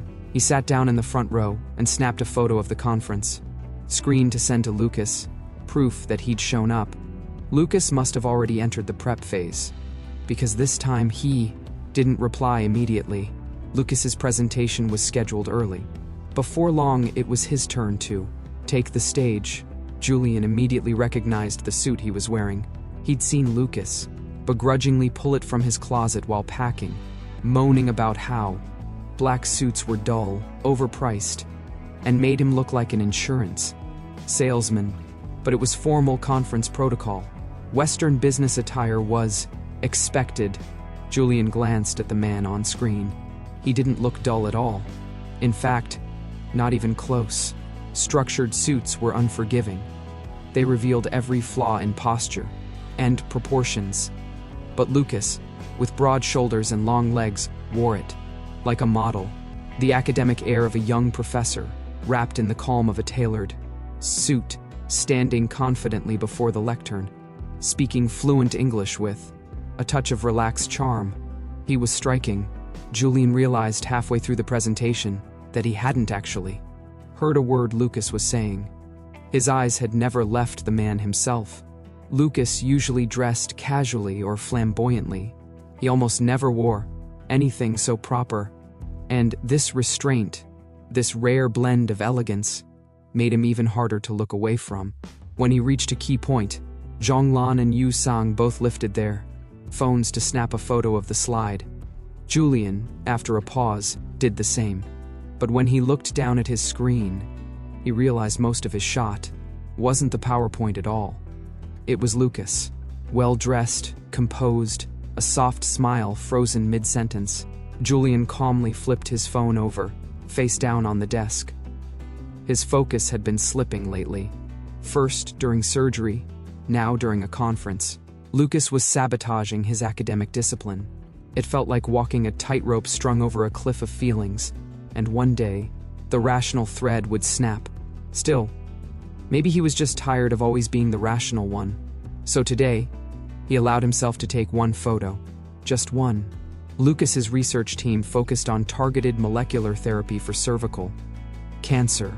Other presenters that day specialized more in reproductive medicine. Julian didn't usually follow that field. So after Lucas's talk, he considered leaving. But then, Dr. Albert, a scientist from S country, made an announcement that stunned the room. He claimed to have worked for the past 2 years with a male patient who possessed a uterus and both ovarian structures. Through IVF, he had successfully implanted an embryo. That patient was now near term, and Albert would be performing the delivery. His original plan was to publish a paper after the baby was born to cause a global sensation. But to his frustration, Dr. Ken had already released a paper on successful male pregnancy. Despite the increased technical difficulty of his own procedure, including artificial insemination, Albert now found himself second to publish. And not all scientists enjoyed sitting in the shadows. Some, like Albert, craved recognition. So, with his patient's consent, he announced the surgery publicly, issuing invitations to international experts to observe it in person, hoping to create buzz and reclaim lost attention. After the presentation ended, the live stream from Jihua's side was cut. Julian's expression darkened. Albert was reckless. He kept insisting the patient understood the risks, and that he had only moved forward after repeated requests. But still, no matter how noble the intentions, no doctor should help a biologically unsuitable patient carry a pregnancy just to chase fame. About an hour later, Lucas finally called. Before Julian could speak, Lucas asked, "You were going to ask about Albert, weren't you?" He and Zhang Cheng had just left the conference villa. Lucas held a folder, filled with notes and handouts from the academic salon. Albert's shocking announcement had dominated the post-talk discussion. While many doctors disapproved of his showboating, others flocked to him with questions. Compared to the reclusive Dr. Ken, Albert was enthusiastic, generous with his knowledge, and basked in the attention. In contrast, Ken hadn't even answered his emails. Lucas had originally hoped to connect with him during the trip, but the man remained aloof, unresponsive, unreachable. Meeting Albert had been an unexpected stroke of luck. Lucas recapped the experience and lightly swung his folder as he said, "I wrote everything down. We'll go over it together when I get back." "All right," Julian replied. Then silence. Lucas's hand paused mid-swing. "You don't have anything else to say to me?" He had intentionally emphasized "when I get back," hoping Julian might say something. "Come home soon, or at least take care." The salon was being hosted at a coastal mansion belonging to an American professor. He'd invited all international guests to stay overnight and attend a private golf outing the next day. But at this point, even if the US president asked to meet him, it wouldn't stop Lucas from wanting to go home. Cars weren't allowed past the estate gate, so Lucas and Zhang Cheng had arranged to meet their driver a few blocks away. As they walked down the path, Lucas kept glancing at his phone. He remembered how his grandparents would always say goodbye before a trip. "Come home safe." It was superstition, they said. Spirits along the road were drawn to wandering souls. But if someone cared about you, if they said those words, it anchored your spirit, gave it weight, protection. Since his grandparents passed, no one had said it to him again. And yet, earlier, Julian had said, "Come back soon." Lucas wanted to hear something like that again before he got in the car. The air was freezing. He was still in his thin suit, breath visible, hands stiff. He rubbed his fingers together, pretending not to be cold. Zhang Cheng finally asked, "Who are you on the phone with?" Just as Lucas opened his mouth to answer, Julian finally spoke. "When are you coming back?" Lucas grinned. Warmth spread from his chest to his fingertips. He didn't even feel cold anymore. "I'm heading to the airport now." "That fast?" Julian sounded surprised.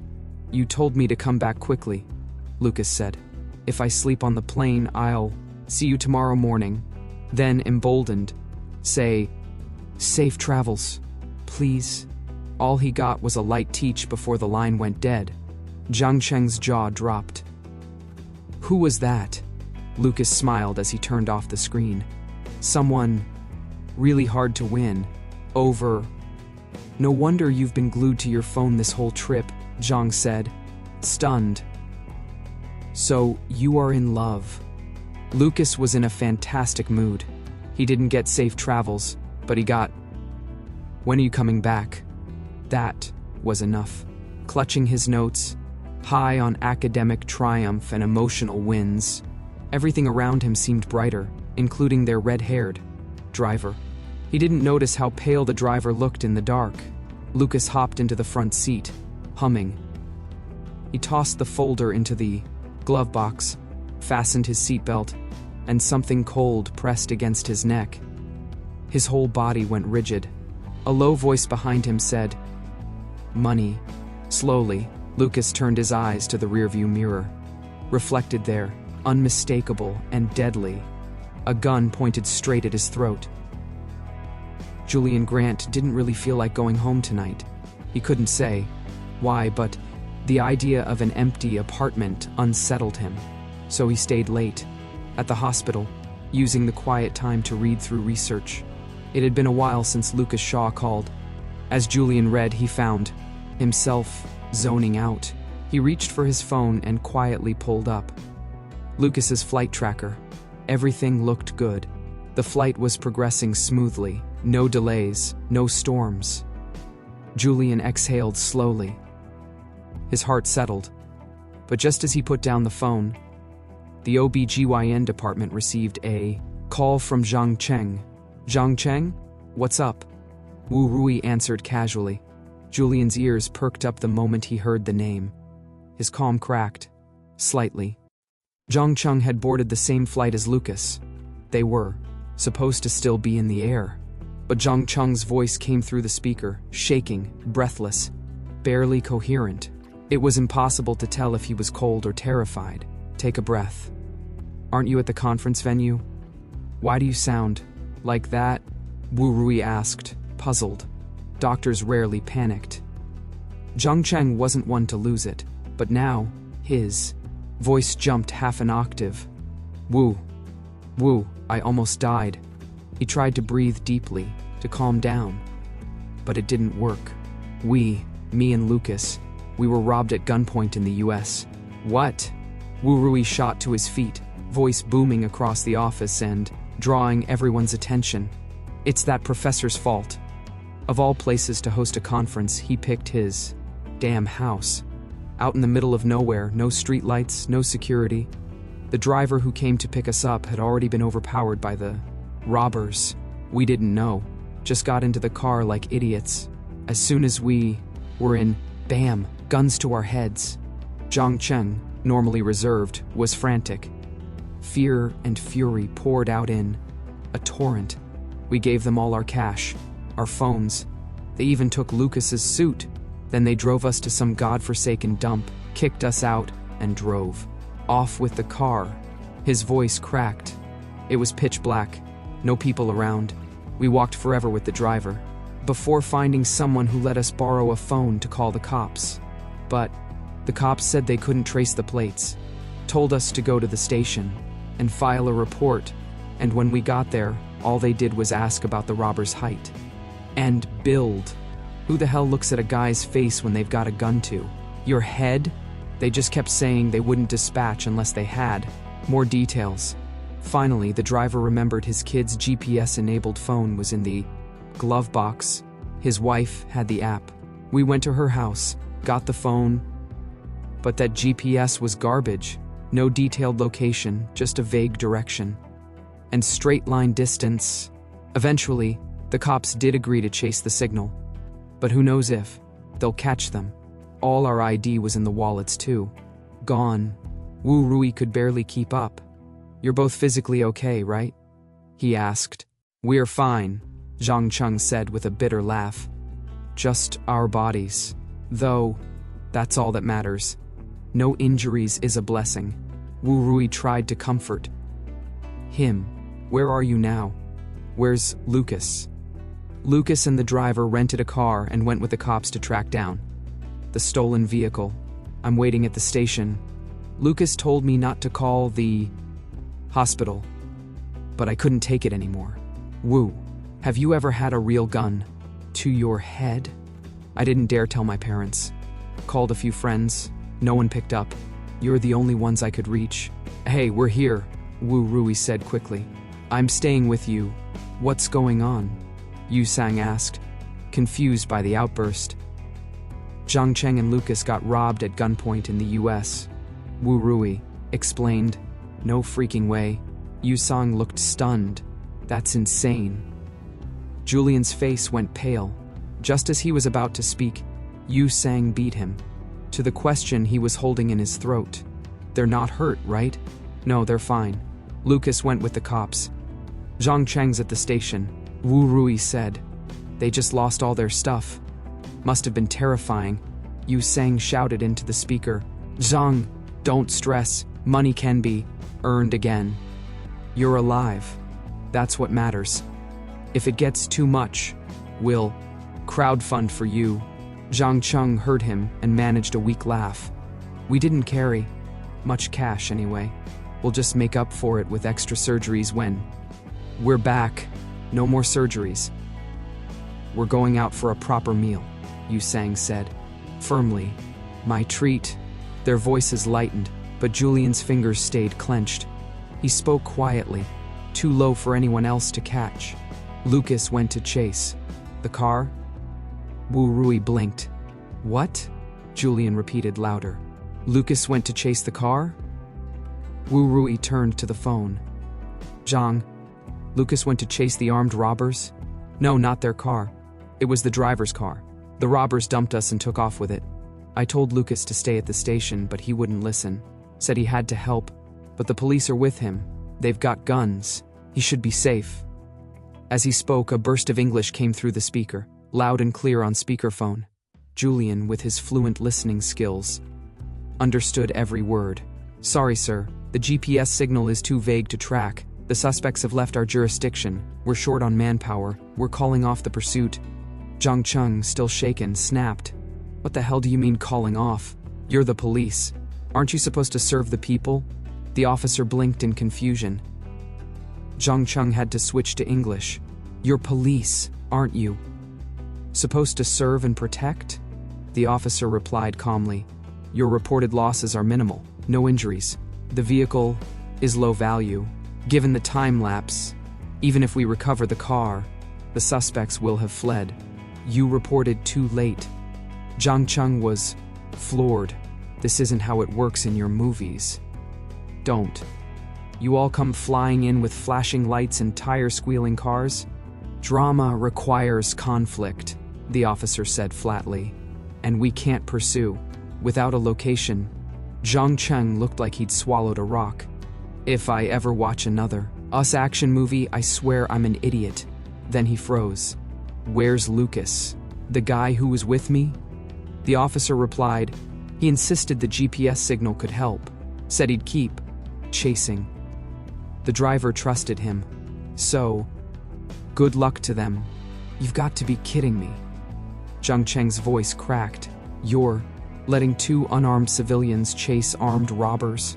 That's suicide. This is a free country. We can't stop them, the cop said. If they locate the vehicle, they can call us. Zhang Cheng swore. Before he could keep ranting, Julian suddenly snatched the phone from Wu Rui. What's the number Lucas is using?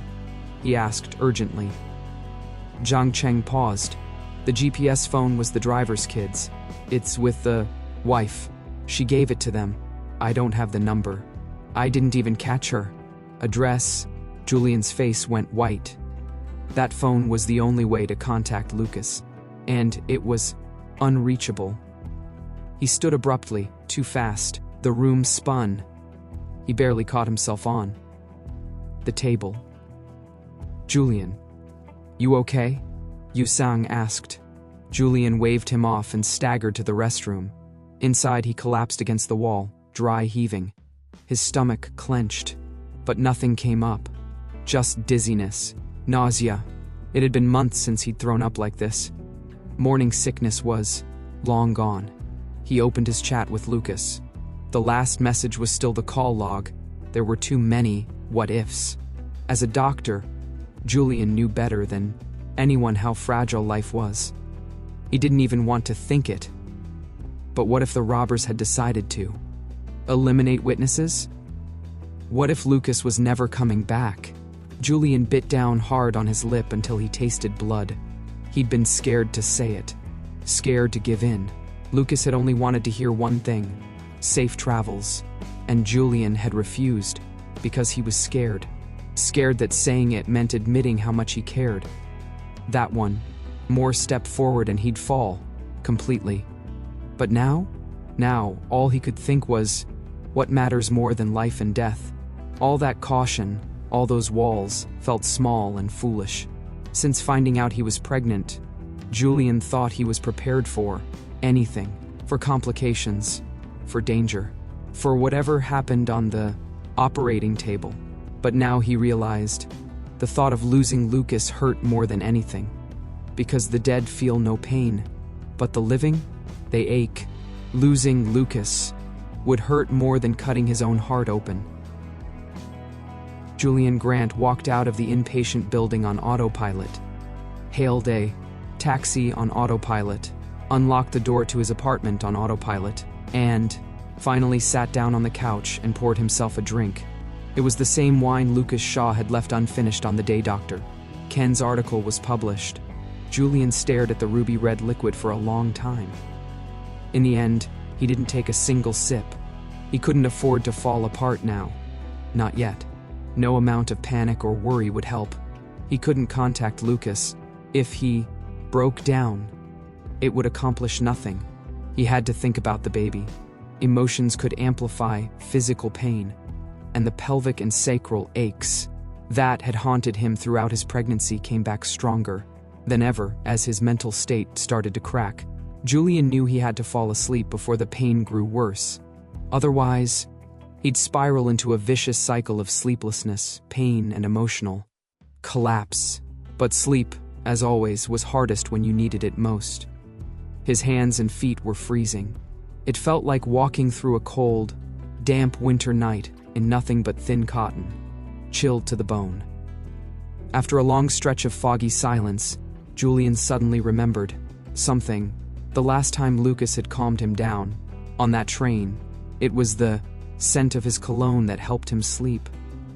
He got up, sprayed Lucas's cologne on the bed, hoping it would help ease his mind, but it wasn't quite right. It smelled similar, but it wasn't the same. That tiny difference was hard to pinpoint, but once he noticed it, it was impossible to ignore. Under the dim light, Julian's lashes cast long shadows under his eyes. Then, as if remembering something, he walked to the living room and looked at the couch. Since the night they kissed, Lucas had been sleeping on that couch. He'd left in a hurry, and the blanket was still there. Normally, Julian wouldn't have allowed himself to do what he was about to do, but tonight, he only hesitated for 30 seconds before wrapping himself in that blanket. The moment he closed his eyes, he smelled it, the scent he'd been searching for. Wrapped in Lucas's blanket, Julian curled up, his pale face pressed against his knees. The ever-present pain seemed to stop at the edge of the blanket, blocked by that familiar warmth. His nose stung. His bones ached. It felt like the sorrow had corroded him from the inside out. He was like a traveler lost in the desert, stumbling into a moonlit oasis. That familiar scent finally eased his mind. Exhaustion from the emotions, the day, the fear, everything caught up to him at once. And sleep took over. Even then, Julian's brows stayed furrowed. His dreams were chaotic and intense. At a remote, abandoned garage, police cars surrounded a dust-covered, old sedan with its doors thrown wide open. The car was empty. After confirming it was safe, the SWAT team signaled to a distant vehicle. Lucas and the red-haired driver stepped out. The cigar-smoking officer gave Lucas a nod. "I can't believe it. You actually found the car. When you called me, I thought you were giving up." He raised an eyebrow. "You really did it? With a child's phone?" "Yes," Lucas said without smiling. "Low tech, high effort. A solution's a solution," the officer said with a chuckle. "How'd you pull it off?" "Drive in a straight line until the distance stops shrinking, then change direction and repeat. Sounds dull." Lucas said nothing. "You speak great English," the cop added. "You American?" "No. From Z country," Lucas replied flatly. "Can I go check the car now?" "Sure. Be my guest." As Lucas rushed toward the car, the officer muttered, "Smart and patient. You should immigrate to the States." Lucas looked back. "So I can get held at gunpoint more often?" The officer shrugged, finally quiet. The red-haired driver turned to Lucas. "I'm sorry." He'd been too afraid to warn them when the robbers attacked. A gun was pressed to the back of his head. He hadn't dared move. "It wasn't your fault," Lucas replied. The man hesitated, then added, "And thank you." The car may have been worthless to the police, but for an ordinary man, it was everything. He would never have dared chase after the thieves on his own. Without Lucas's determination, they'd never have found it. This time, Lucas didn't brush off the gratitude. After a pause, he asked, completely shameless, "Mind lending me money? For a plane ticket? I'll pay you back, with interest, as soon as I'm home." He hadn't brought an international card. All his cash had been stolen. He got his wallet back, but no money or phone.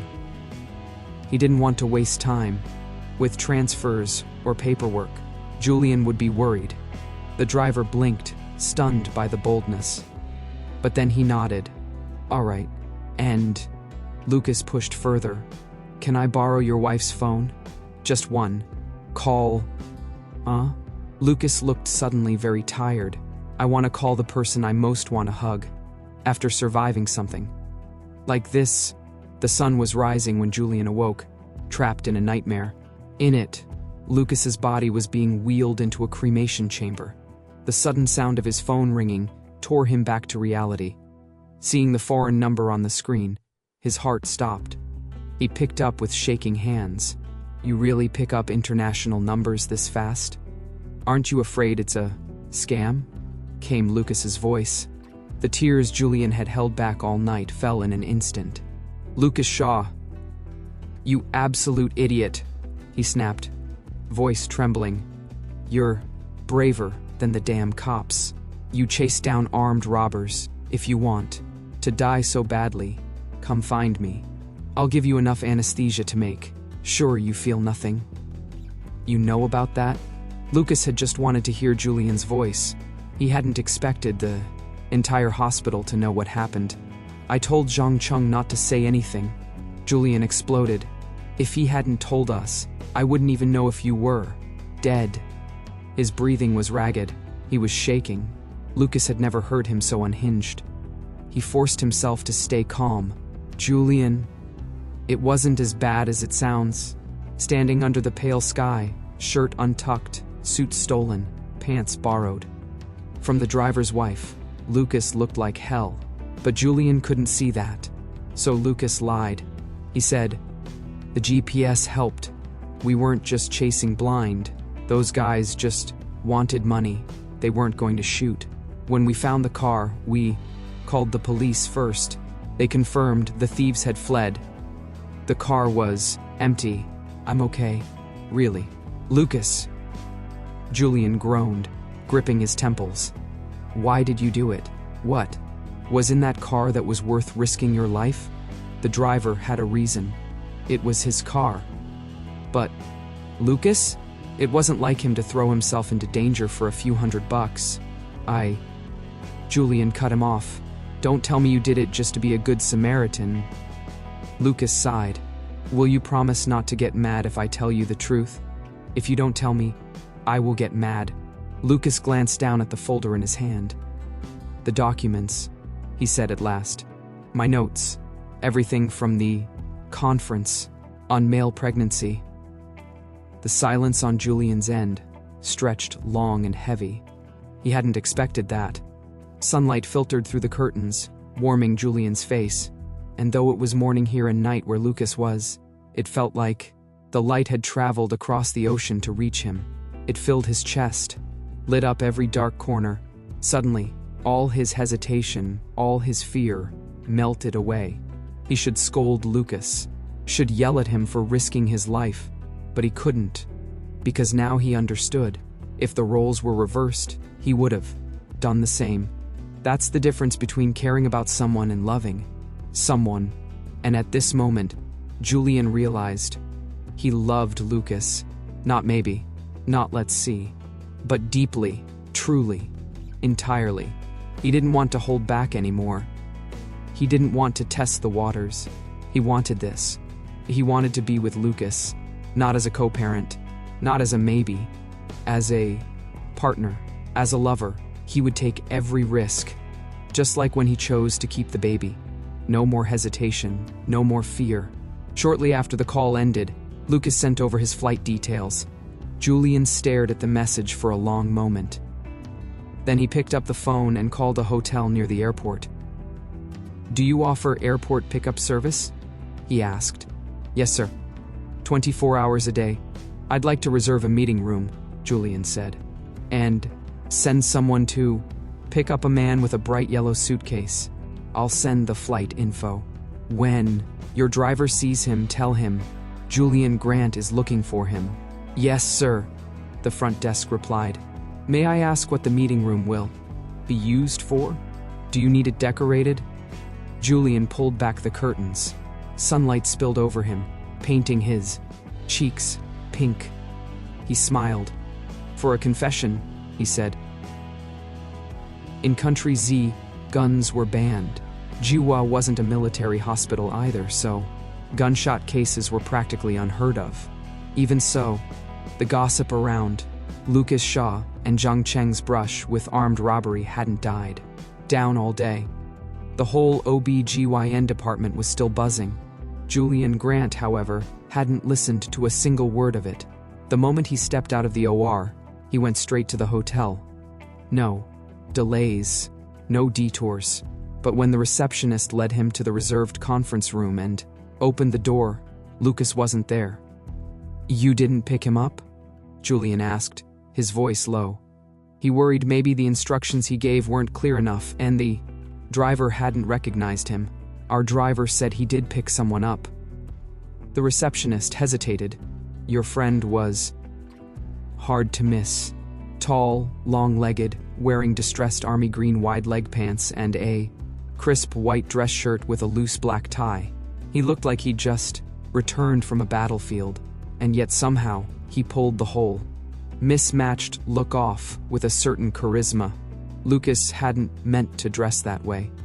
But after borrowing money once, he didn't dare ask the red-haired driver for more. In the crowd, the driver had spotted him immediately, yellow suitcase and all, and asked the code phrase, "Julian Grant?" Lucas had replied without hesitation, "You know Julian?" The driver passed along Julian's message, but Lucas had paused and walked away. Julian's voice dropped. "Even after hearing it was from me, he left?" The receptionist saw his expression darken and rushed to explain. He asked the driver for the address, said he had something to do. "He'll be here soon. You can sit while you wait." She poured tea and handed him a remote. "The room's been prepped as requested. Instructions are on the table. Projector's already on. Call us if you need anything." Julian stared at the remote for a second, then asked, "Can you add a bed in here?" "A bed?" The receptionist blinked, caught off guard. Julian pointed to the space beside the table. "A folding cot is fine." She recovered quickly. "We have 90 centimeters folding beds. Would that work?" "Perfect." Soon, a staffer arrived with a folding bed and fresh white sheets. It looked like a hospital exam room. Once they left, Julian turned on the heater, sat down, picked up the instruction booklet, and sipped his tea. The lights in the room were dim, the heavy blackout curtains barely moved. Everything felt muffled, like even the air was too heavy to breathe. He waited 2 hours. Read the instructions 100 times. Let the tea go cold. Then, finally, the door opened. Lucas stepped in, murmured thanks to the staffer, and quietly closed the door. Julian didn't turn. "I'm sorry I'm late," Lucas said. He was wearing a clean black suit, holding a transparent folder. Though it was winter, sweat glistened on his brow. "I went home first. Traffic was awful." "Did you wait long?" He was about to sit when Julian finally looked up and said, "Take off your clothes." Lucas froze. Julian's tone was steady, eyes sharp. "Take them off." Lucas hesitated. "I'm not hurt, really." But Julian didn't budge. His gaze didn't waver. After a beat of resistance, Lucas gave in. He took off his jacket. Then, button by button, unfastened his shirt. Julian pulled out a pair of white latex gloves from his bag, snapped them on, and nodded toward the folding cot. "Lie down." Lucas's throat bobbed as he watched Julian's gloved fingers move. He hesitated too long. 3, 2, Julian began. Lucas sighed and lay down just in time, undressing as he went. Julian began his inspection, methodical and clinical. His gloved fingers traced Lucas's skin, searching inch by inch, from his neck to his abdomen, from ankles to knees. He couldn't understand why Lucas had gone home first, made him wait so long.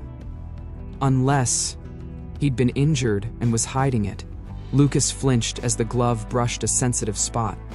He grabbed Julian's hand. "I'm fine.